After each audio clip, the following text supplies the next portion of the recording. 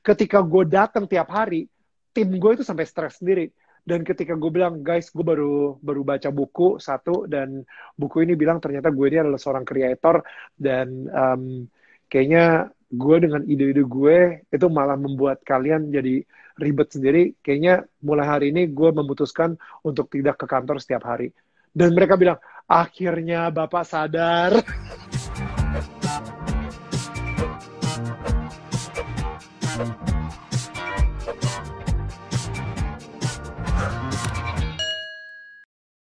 Wow, wow, wow, keren-keren. Nah, dalam waktu bikin DMLF Indonesia, itu inspirasinya kan tadi dari LDR. Nah, selama menjalani bisnis ini, bisnis clothing DMLF Indonesia, pasti kan ada rintangannya ya, Kak Daniel ya, suka dan dukanya. Boleh di-share nggak ke geng kreatif nih, waktu mengalami hal itu tuh, apa sih tantangannya dan gimana Kak Daniel untuk bangkit kembali? Oke. Gue nggak tahu nih kalau misalnya yang nonton ini yang kreatif itu jadi gue oke, gimana ya bilangnya, gini, gue adalah seorang kreator, gue suka banget nge-create, ternyata itu passion gue banget. Gue suka nge-create sebuah produk dari nol sampai jadi, makanya gue suka banget kayak produserin film juga, because itu jadi kayak apa, bagian dari hidup gue, creator Ya. gitu. Gue suka banget Indonesian Idol karena kita satu program ini create someone yang tadinya nol, bukan siapa-siapa, sampai akhirnya jadi idola Indonesia. You know, we create something. Ya. Ternyata yang namanya lu seorang creator bukan artinya lu adalah seorang entrepreneur. Let me try to explain that. Jadi gini, Ya. ini gue kasih contoh dari istri gue juga sih actually. Nah, jadi bini gue nih misalnya ya, dia suka banget baking, dia suka banget bikin kue. Dia seneng banget ketika dia bikin kue, teman-temannya datang, dia ngasih kue ke teman-temannya makan, dan dia kayak, wow, this is so good, gila, ini mendingan lu jual deh, ini pasti laku karena enak banget. Oh ya, oke. Akhirnya dia sama beberapa temannya, which is Vijay Rianti juga ada. Mereka bertiga, mereka bikin satu bisnis namanya Ladies Who Bake. Yang tadinya istri gue kayak setiap hari itu kayak bikin bikin kue satu untuk bikin sama teman. Sekarang dia harus bikin kayak 10 orderan kue tiap hari karena laku banget lah Ya. kayak gitu. Dan dia jadi stres. Dan habis itu dia mulai ke dunia bisnisnya, which is manajemennya, kayak bayar orang, salary, dan lain-lain, operationalnya, tiba-tiba harus beli ovennya, segala kayak gitu, habis itu harus service ovennya, dan lain-lain, dan sewa central kitchen, sewa booth, ngobrol sama mall misalnya untuk buka booth, dan lain-lain.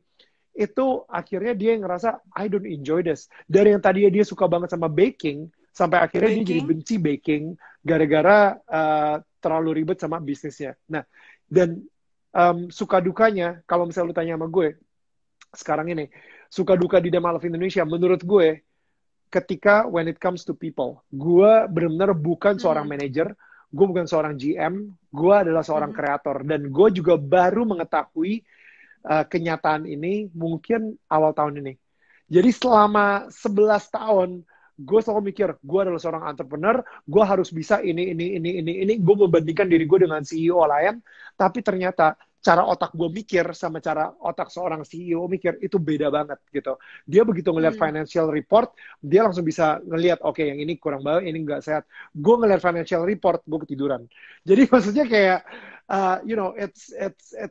it's a different ball game gitu. Ketika lo harus ngobrol atau lo harus ngatur bisnis lo sedemikian rupa sampai micromanaging untuk operationalnya tiap hari, itu bukan gue sama sekali. Dan ternyata ketika gue ngomong ini ke tim gue soalnya pernah gitu, gue pernah nyoba tiap hari masuk ke kantor gue karena gue ngerasa seorang owner dari sebuah bisnis emang seharusnya seperti itu. Ketika gue datang tiap hari, tim gue itu sampai stres sendiri. Dan ketika gue bilang, guys, gue baru baca buku satu, dan buku ini bilang ternyata gue ini adalah seorang kreator, dan kayaknya gue dengan ide-ide gue itu malah membuat kalian jadi ribet sendiri, kayaknya mulai hari ini gue memutuskan untuk tidak ke kantor setiap hari. Dan mereka bilang, akhirnya Bapak sadar.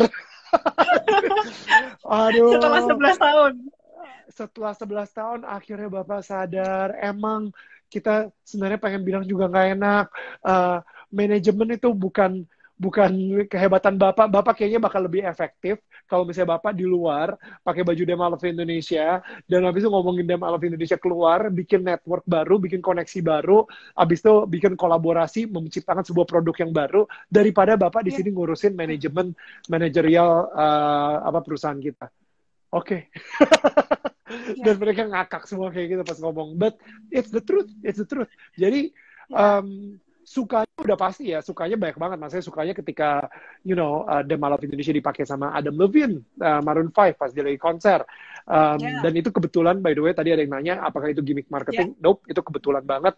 Um, gua kenal sama Melanie Subono, dia yang ngedatengin Maroon 5 datang ke Jakarta. Pertama gue minta mereka tanda tanganin baju Dem Alaf Indonesia.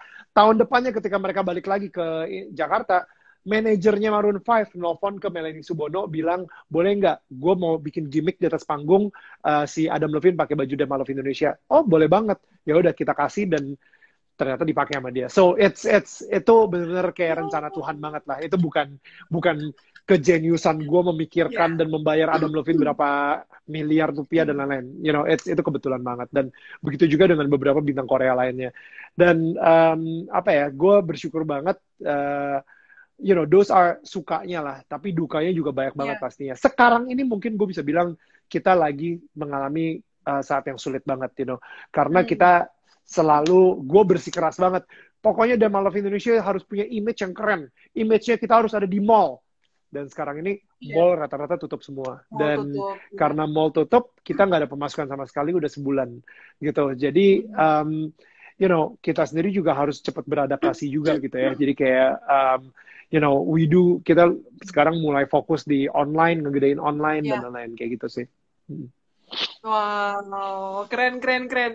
Jadi sebenarnya ini ya, perjalanannya juga tidak mudah. Tadi Kak Daniel juga sudah sharing bahwa setiap orang tuh punya kompetensinya masing-masing gitu. Jadi apakah punya capability untuk bidang ini, ya kamu bisa handle itu. Tapi ternyata Kak Daniel tadi info bahwa, oh ternyata aku tuh jagonya di sini loh, gitu. Waktu lagi nge-handle Dem Alaf Indonesia tuh aku punya talentnya lebih ke arah sini.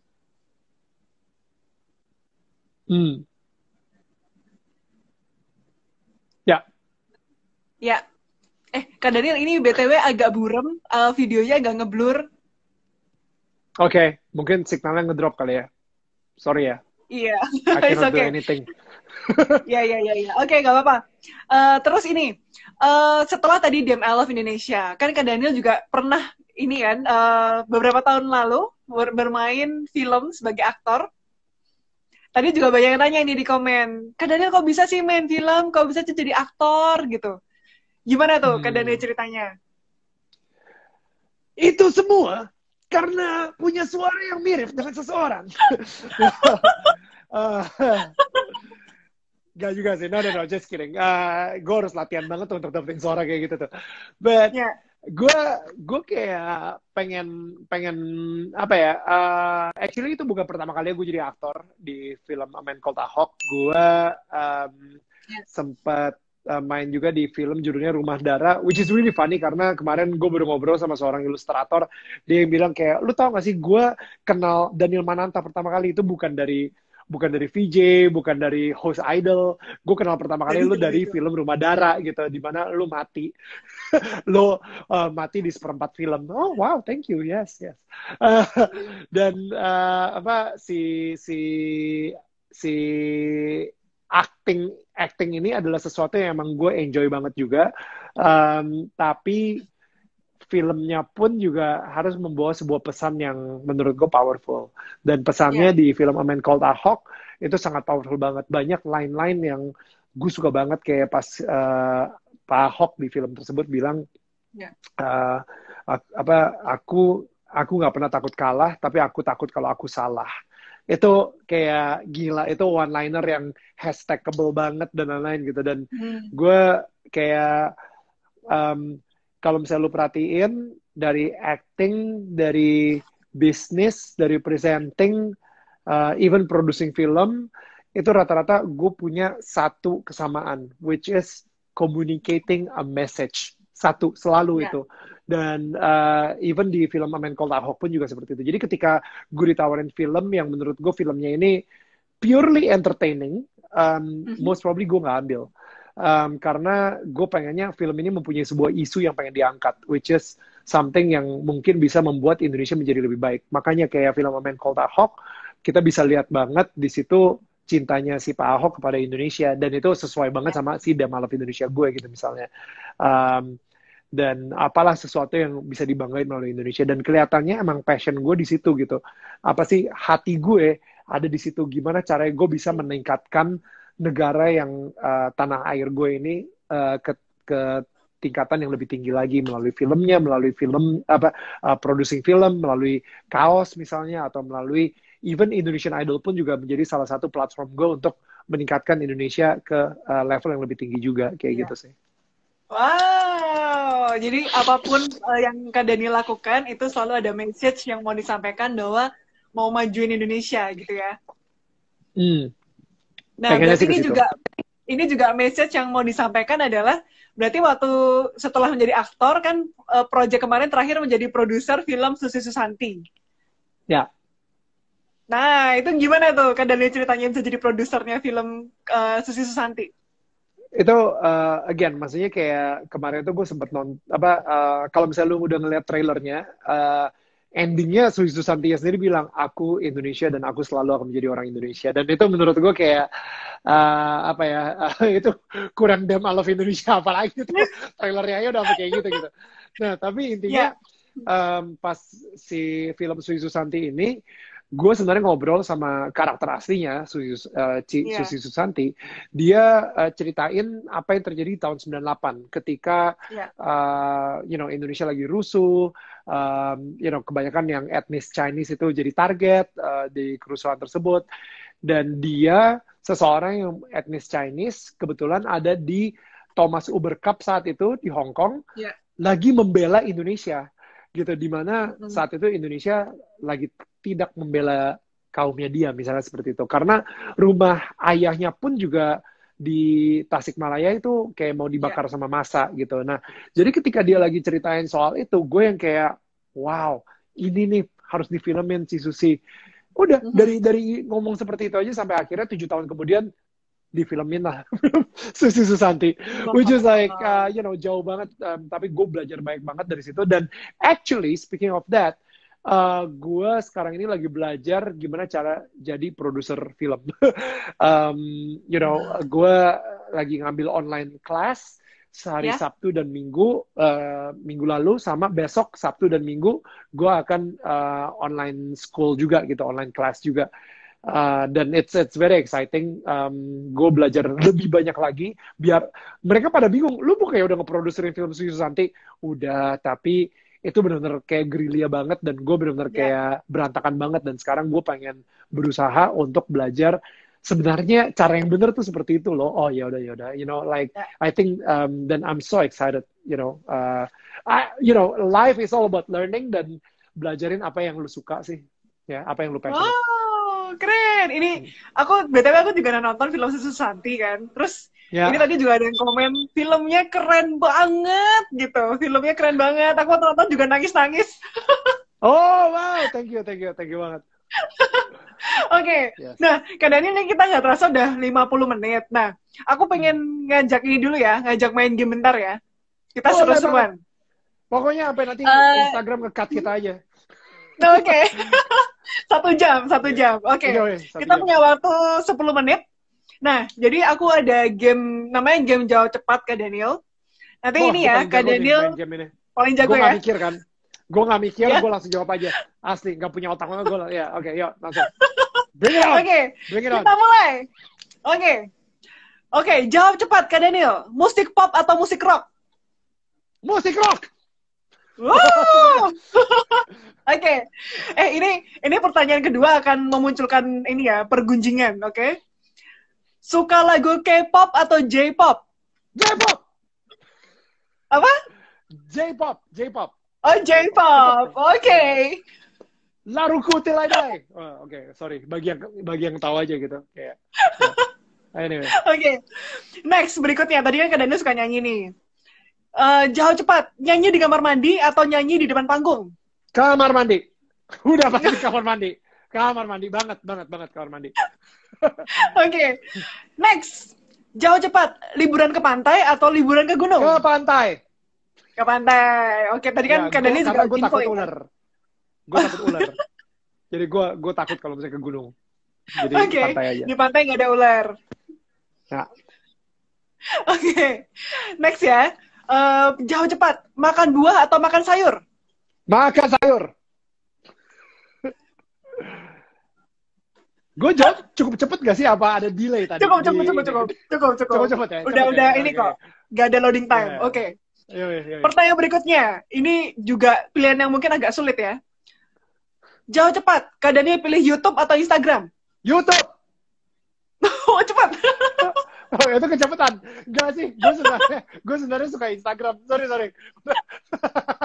Diralat. Yeah. Instagram. Yeah. Instagram. Oke, jawabannya diralat ya teman-teman, Instagram. Oke, ini pertanyaan terakhir. Ini pertanyaan terakhir Okay. buat Kak Daniel.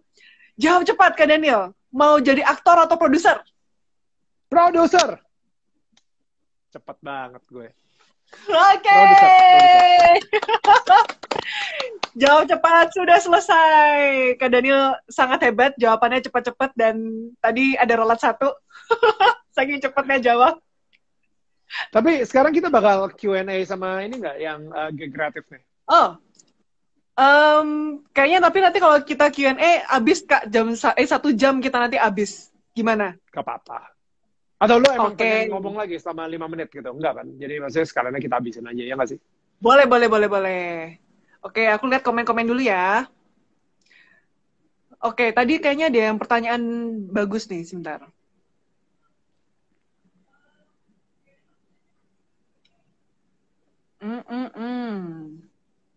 Oh, atau ini aja nih Kak Daniel. Aku tuh kemarin banyak dapat pertanyaan dari geng kreatif. Sebenarnya bukan pertanyaan sih, tapi lebih ke ini.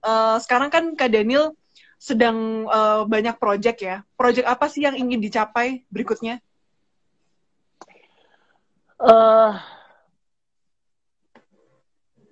To be honest, gue pengen bikin film lagi sih. Sekarang ini udah ada 3, again ya, karena tadi gue bilang gue kreator, gue kayak ada 3 ide lagi untuk bikin film yang sekarang ini lagi ke hold dulu gara-gara corona. Tapi ini 3 film ini sebenarnya udah ada di pipeline, investor juga udah oke sebenarnya. Tapi kita lihat nih, gue nggak tahu nih investor tiba-tiba kalau misalnya sekarang lagi susah dan lain-lain, mungkin mereka yang kayak oh nanti dulu deh gitu. Cuman sejauh ini sih masih jalan gitu, masih goal. Nah, tapi setelah pandemi kelar, mungkin baru kita bisa mulai syuting lagi gitu. Oke. Itu yang mantap. excites me so much. Yes. Bikin film Moga-moga lagi. nanti Karena setelah ini selesai. gue pengennya kayak setiap film yang gue produce itu bisa membuat orang jadi apa ya, mempunyai aftertaste yang enak gitu, you know, like mungkin jadi lebih cinta sama Indonesia, mungkin bisa lebih cinta sama diri mereka sendiri, mungkin bisa lebih cinta sama banyak lah gitu ya. Dari 3 film ini kelihatannya satu ngomongin soal identitas, yang satu lagi ngomongin soal mencintai kelemahan diri sendiri, karena ternyata dari kelemahannya itu banyak hal-hal yang bagus terjadi di diri dia. Dan yang ketiga, yang ketiga sih bukan soal cinta, tentang isu yang sangat dicuekin sama Indonesia gitu. Ada satu isu yang benar-benar kayak serem banget dan gue pas ngeliat juga sedih banget, dan ini pengen gue angkat di isu ini gitu, kayak gitu. Wow, keren. Kita nggak sabar nih buat nungguin filmnya.